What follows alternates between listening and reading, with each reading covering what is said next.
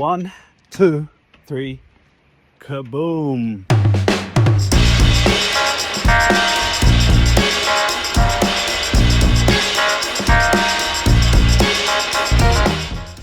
Welcome to New Year's Eve in Argentina, in the middle of the Patagonia, and I'm right next to the lake grilling for New Year's Eve. So stay with me and we'll show you what I'm grilling, and hope you guys are having a safe and happy and fun New Year's Eve. Wishing you all the best for this next year.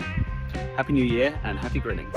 So today I am doing 2 short plates with an entraña, which the short plate is the Tapa de Asado or bife de asado, and the short plate is generally quite a brittle, hard, chewy, hard to cook piece of meat. It has a lot of fat and it generally can be quite dry and chewy, but when done right is absolutely exquisite and gorgeous. So I'm going to share with you guys a few tips that I'm taking care of right now to make sure that we have a fantastic grilling experience. And also we're doing some entraña, which is a famous skirt, and skirt is always skirt steak is always very easy one to pull off the grill and use it as an appetizer for your hungry guests. Along with that, we're going to be doing some corn on the cob, and we are going to be doing some chorizos and blood sausage. So stay with me as I prepare this asado on this barbecue, which isn't mine, and I'm learning, always learning. Every barbecue is different, it has different heights, different setup, so it's always fun to cook somewhere new. So as I just get ready, I'm just taking out all of the old ash and embers, cold embers that obviously the last person who used this grill had left, which isn't great. And then I'm going to start my fire. As you can see, I've got some nice dry wood and I've got some nice hardwood there, quebracho, which we often talk about, the quebracho wood, which is going to be great. So yep, this is the setup, guys, for tonight's grilling session.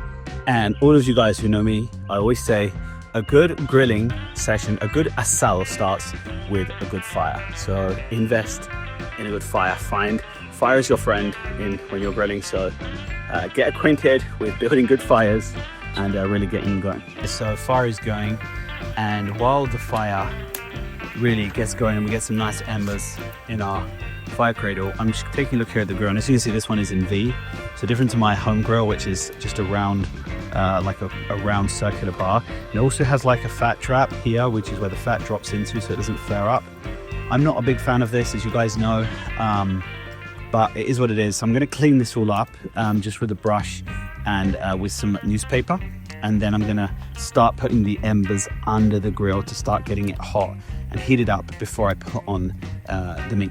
Now that the grill is all nice and clean, let's talk a little bit about how to prepare your short plate or your tapa de asado or tapa de bife, bife de asado, to make sure that it's tender and juicy and not too brittle or dry.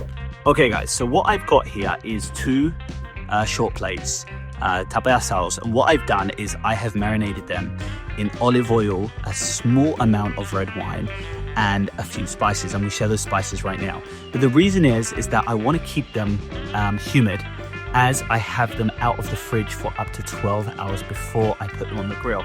So the spices I used in the marinade was literally, I used half a bottle of olive oil, a splash of vinegar, a splash of red wine, and then salt, pepper, coriander, oregano, fresh rosemary, as always, garlic, and a little bit of sweet chili.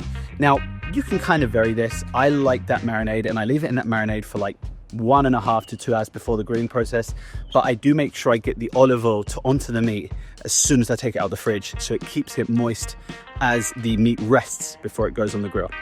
Now, the key tip here is you just don't want to put cold meat on a hot grill. You want to put meat that is at room temperature and that has ideally been marinated.